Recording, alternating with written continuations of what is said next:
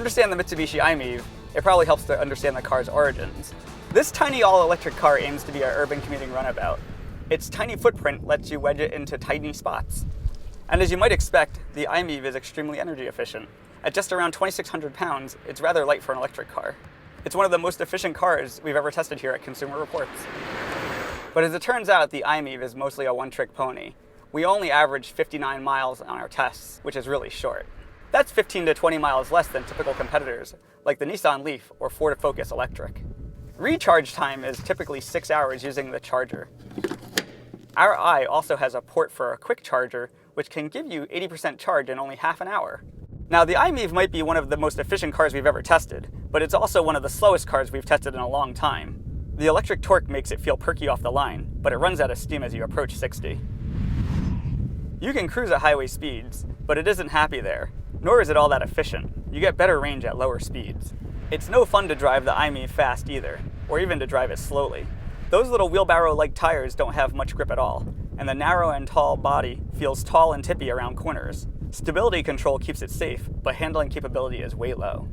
The ride is really awful, especially on rough roads. It just crashes over the bumps and makes it really uncomfortable for the passengers.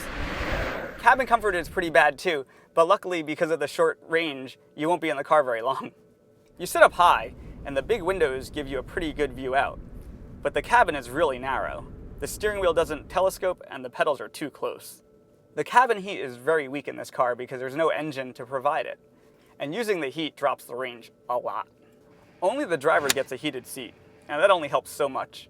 The front seats are basically slabs of foam without much support. You can only fit 2 people in the back, but they'll be unhappy. With almost no knee and leg room, it's really unpleasant. Payload is only 660 pounds, so it's easy to overload.